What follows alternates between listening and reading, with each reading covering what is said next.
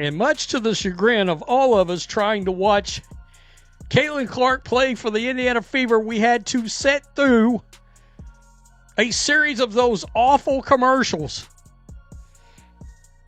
Whoa. But we survived somehow. We survived. All the while going, where the hell is Caitlin Clark's marketing at? This was the funniest part. Angel Reese's body language changed when she heard Caitlin Clark's name. Watch this. Caitlin Clark, and Dominique Malonga, get up here, both of you. 5 threes to start this game. You really set the tone. Your team wanted to win. Why was it so important to you? This is supposed to be fun, but you guys were super competitive. I think we just wanted to put on a show for all the fans, so we wanted to make it fun. President, we got a president! You're the second player to ever play them after this other young girl. But yeah. For real? Yeah. And I'm about to wear these right now too. Nice. Yeah, put her. That's why I said They go on my feet. Courtney's gonna make shots from 40 tonight.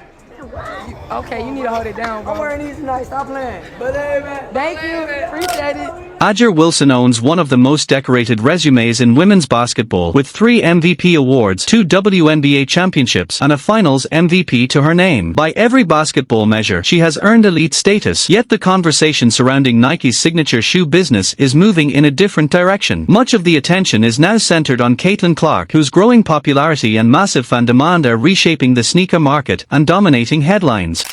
A lot of people don't know who Asia Wilson was. If you was to walk in the Nike store today and it said AJ on there, I'm guessing you would have named a lot of other athletes before you got to Asia Wilson. Okay?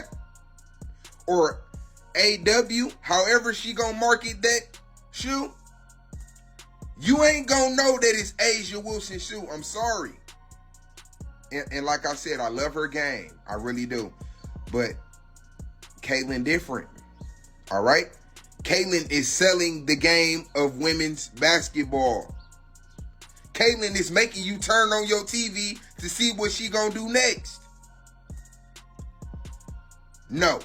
Asia does not deserve a signature. Nike has officially revealed a release strategy that could keep Caitlin Clark at the center of basketball conversations for months. Rather than a single product launch, the company appears to be building sustained momentum around her first signature sneaker. The Caitlin 1 is scheduled to debut on October 1st in the racer blue colorway with a $140 retail price. Reports tracking Nike's upcoming release calendar also indicate that multiple additional colorways are planned, creating a steady rollout designed to keep interest high throughout the year. That girl, Caitlin Clark, is on to something.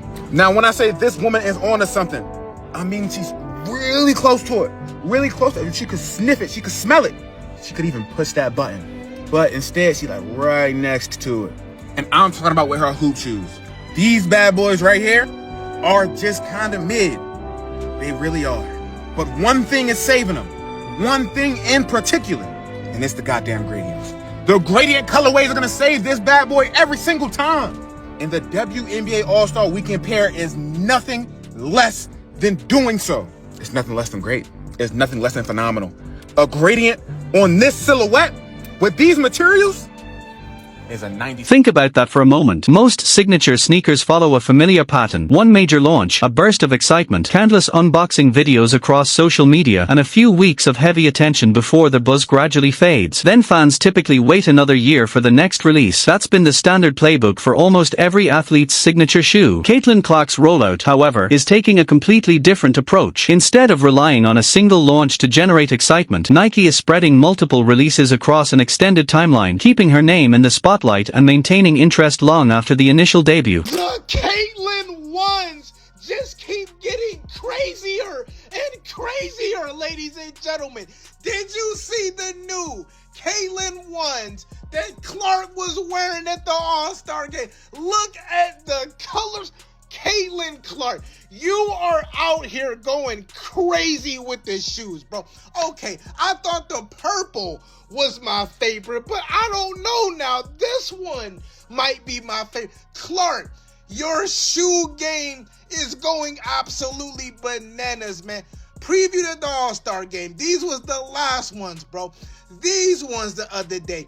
The yellow ones, bro. The blue. The Caitlin ones are legendary. ladies and gentlemen, Caitlin Clark, the face of the league, the most electrifying, with the best shoe in the game. Clark, what other color? Caitlin Clark, what other colors? Rather than relying on a single release to carry the momentum, Nike has structured the rollout so that new colorways arrive just as excitement around the previous one begins to fade. The strategy creates a steady stream of attention, keeping the sneaker and Caitlin Clark in the conversation for months instead of weeks. It's the kind of long-term marketing approach companies typically reserve for products they expect to have lasting appeal and strong consumer interest.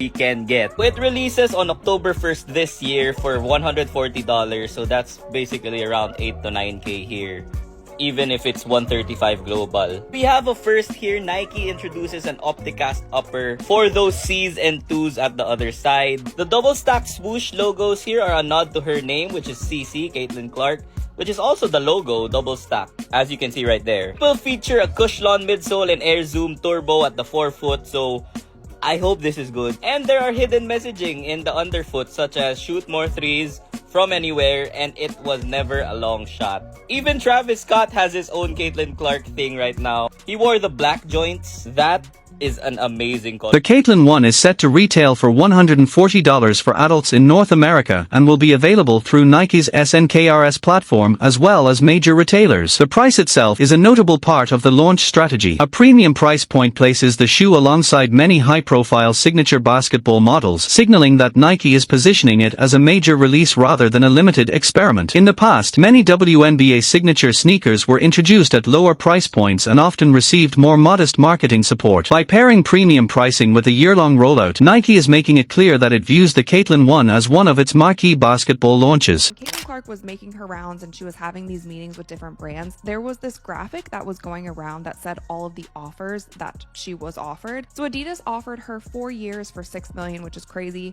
Puma walked away when they were told that the bidding would start at $3 million per year. Under Armour offered her 4 years for $16 million, which was actually year by year the biggest offer that she got. And then Nike, which is obviously the offer that she took, was 8 years for $28 million. Now, we've talked about this a million times. I still think getting Caitlin Clark for $28 million for 8 years is the biggest steal in sports history. I think Caitlin Clark. This launch is the result of a long-term investment rather than a sudden decision. In 2024, Caitlin Clark signed an 8-year, $28 million endorsement deal with Nike, a contract widely reported by major outlets as the largest basketball sponsorship agreement ever for a female athlete at the time. What made the deal especially notable was its timing. Nike committed to Clark before she had played a single WNBA game. The company wasn't simply rewarding early success, it was investing in her long-term potential. 2 years later, that strategy appears to be unfolding as planned, with a signature sneaker, sustained public interest, and a carefully paced release schedule designed to keep her brand in the spotlight for months instead of relying on a single launch weekend.